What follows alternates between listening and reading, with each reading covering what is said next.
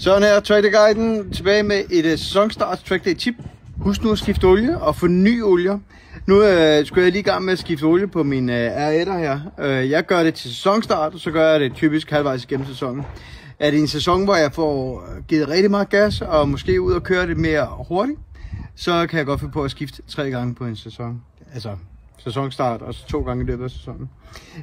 Man kan holde øje med, hvor slidt sin olie er. Vi anbefaler Motul 300V. Det har en rigtig fluorescerende farve, og det gør det lidt lækkert. Nu har jeg selvfølgelig haft den op på stå på stander, men der skal man jo bare kigge gennem glasset. Her en dunk olie stående, der kan du se, hvor fluorescerende den er. Nu mørkere olien bliver i motoren, nu mere trænger den til at blive skiftet ud. Så det er sådan en god tomfingerregel for, hvornår at du skal til at spekulere på at skifte olie. Sidst jeg fik skiftet olie, var det i forbindelse med motorrenovering, og der fik jeg lige det billige filter i, stadig high flow, men uden møtrækken. Og det der er det lækre ved at få race-udgaven, det er sådan set, at den her, den har været trådsikret med et patentbånd, og så en tråd op til. De her high flow, racerudgaver, der er et hul i til, at man lige kan trådsikre, plus at det er bare 1000 gange nemmere at montere og afmontere. God høj kvalitets olie, der holder længere tid, der er højere smøreevne, altså højere viskositet.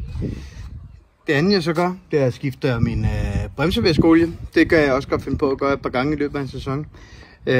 Bremsevæske, det suger fugt, nu mere vand, altså mere fugt, der bliver suget ind i systemet.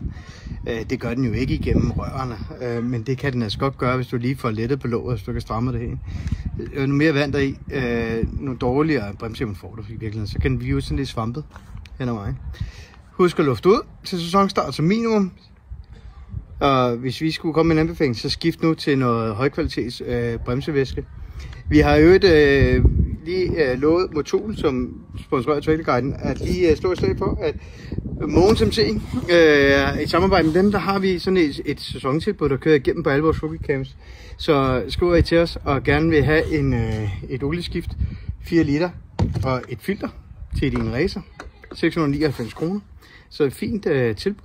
Så skriv, så tager vi det med på rookie camps. I kan også hente det ned hos Mogens MC, eller få det selv, for den sags skyld. Vi har også tilbud på bremsevæske og Motul til adjektiv til køleren, og jamen, du spørger bare, hvis det står motiv på, så skal vi nok komme med et godt tilbud.